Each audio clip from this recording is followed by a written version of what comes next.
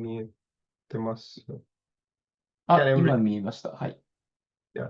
So today's presentation would cover a recent paper titled Large Language Models with Contrastive Decoding Algorithm for Hallucination Mitigation in Low Resource Languages.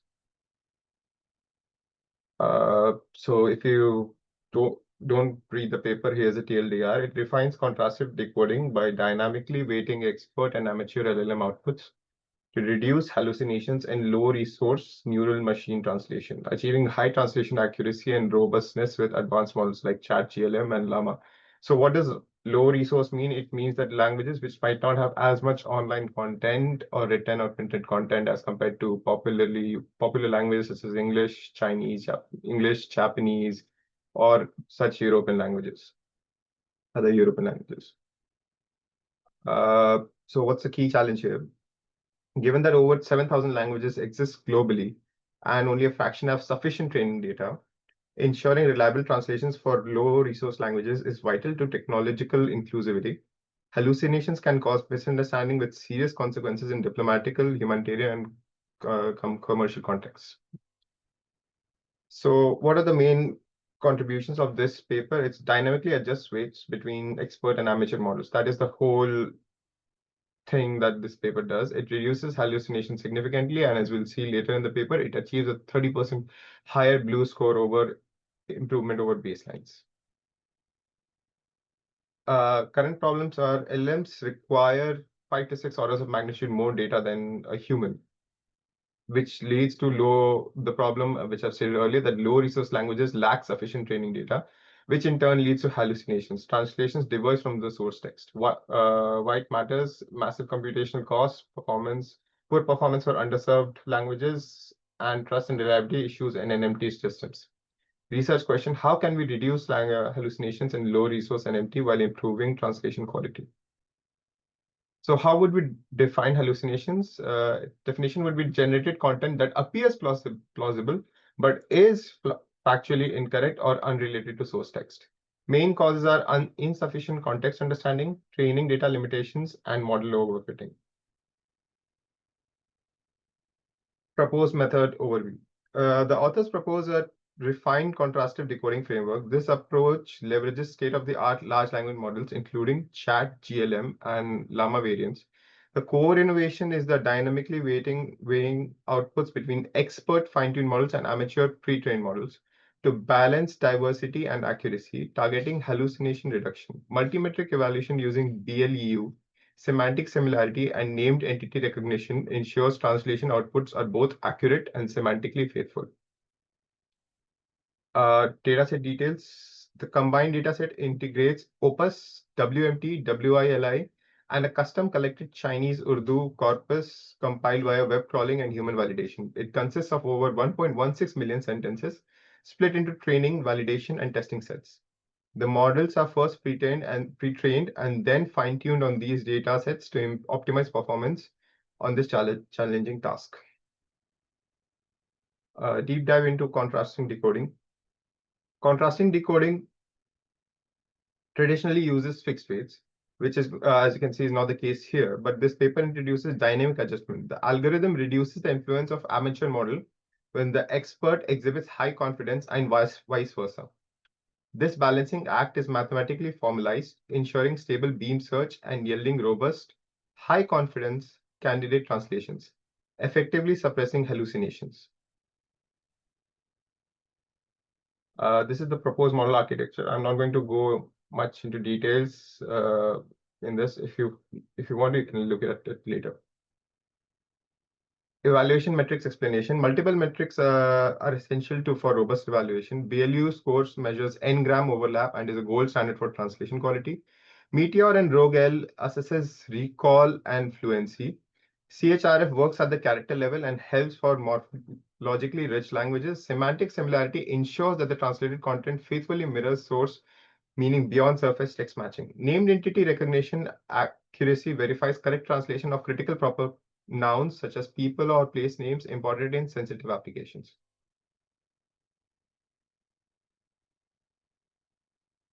Quantitative results. The fine-tuned models demonstrated a remarkable improvement. Llama 2, 7 billion, for instance, rose from 47 to 79.17 DLU score, representing over 30% increase, while hallucination rates dropped sharply from 31% to 9%. These improvements advance the state of the art for low resource NMT and validate the efficacy of the proposed methods. Comparative advantages and SOTA position. The paper benchmarks against leading transformer and multitask models, consistently outperforming them on crucial metrics. This establishes the combination of refined, contrastive, and decoding and large-scale LLMs as new standard in Chinese Urdu machine translation. Ablation study insights. Ablation studies confirm that no single component drives performance. The dynamic weight adjustment, the expert model fine-tuning, and multi-metric evaluation all contribute significantly, underscoring the necessity for the integrated approach.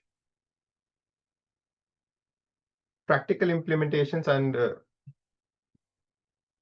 deployment. This research enables the development of a lightweight and robust translation agents deployable on mobile and edge devices.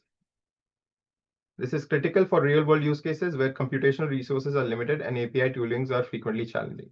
I'm not in the summary, I'm not going to go over the problem recognition as I've already stated it. The key contributions are it introduces a refined contrastive decoding algorithm that dynamically adjusts weights.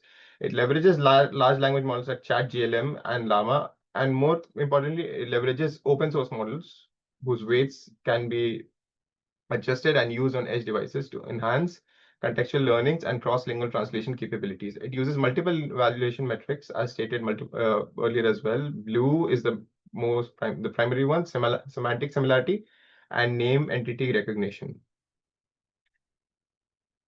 In results, the most significant result was the increase in Blue score for Llama 2, 7 billion from 49% to 79.17%. And the proposed technique also reduced hallucinations from 31% to 9% and demonstrating robust improvements across multilingual benchmarks and diverse metrics. This approach consistently improves translation reliability and quality in multi-language and multi-centric settings. What is the significance of all this? The research enables lightweight, robust agent deployment on resource-constrained edge and mobile devices, improving practicality in real-world applications. So this can be used not only on a large server with like a H200 GPU, it can be used on a mobile phone. It can be used on a Raspberry Pi. This enhanced generalization reduces translation errors even in dynamic environments where available APIs and tools frequently change. Further directions of the paper is it further strengthens multi-turn and multi-step translation capabilities, expanding model adaptability to complex dialogue and multi-instruction scenarios. Explore methods to support APIs and data sources with limited documentation or scarce contextual clues. Accelerate practical deployment by integrating with large-scale models in hybrid systems and optimizing both performance and resource efficiency. Thank you. はい、以上です。はい、ありがとうございます。じゃあ、さっきと同様質疑応答に移りたいと思いますが、なるべく学生とか、LL チームの方から質問していただくとかいいと思うので、皆さんの方から質問ありますでしょうか？いかがでしょうか？あれ、特にないですかね。じ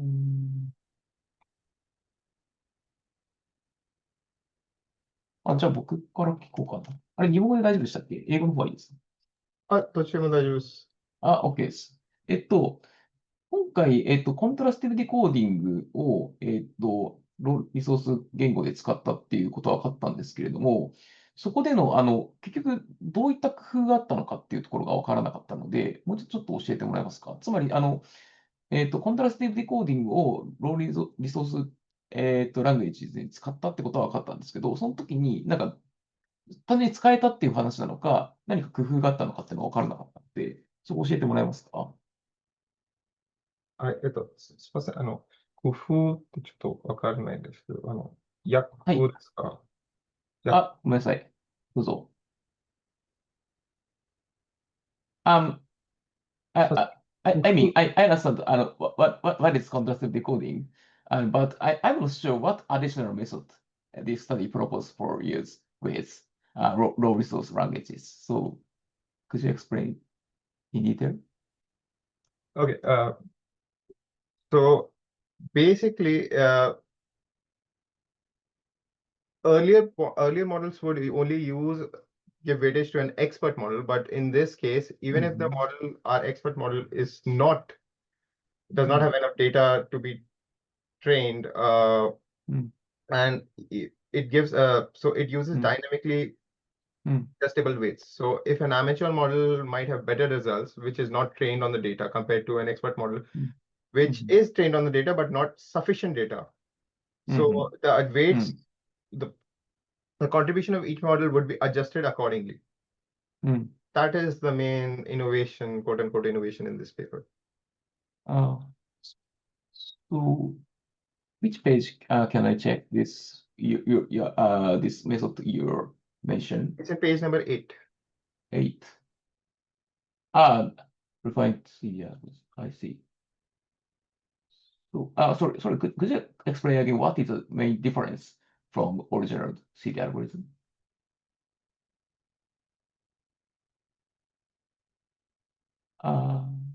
Dynamic data. Maybe I can understand. So, okay. So expert models are pre-trained language models without fine-tuning. So amateur models are pre-trained fine models without fine-tuning, and expert models are the fine-tuned versions of the same architectures.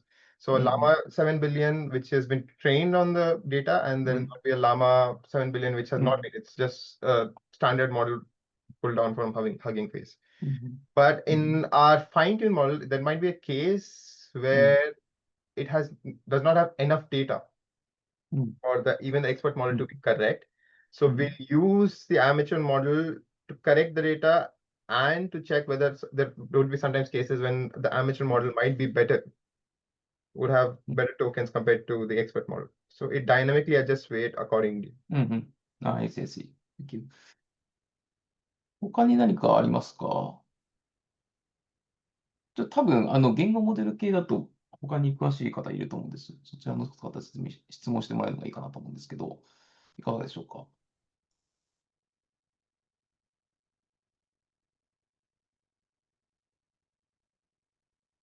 特にないですかね。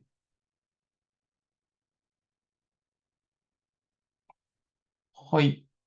じゃあ、なければ以上にしたいと思いますが、これあれですかね、次回の発表者の内容とかを確認した方がいいんですかね。松川さん、なんかこれどうすればいいんでしたっけ？世界の方を今ポストしたんですけども、岩沢さんとマサさんが、発表する論文についてちょっとチェックいただきたいっていうのは、今回参加されてないので、別途お願いしたいっていう感じです。そっか、次回の発表者今いらっしゃらないんですね。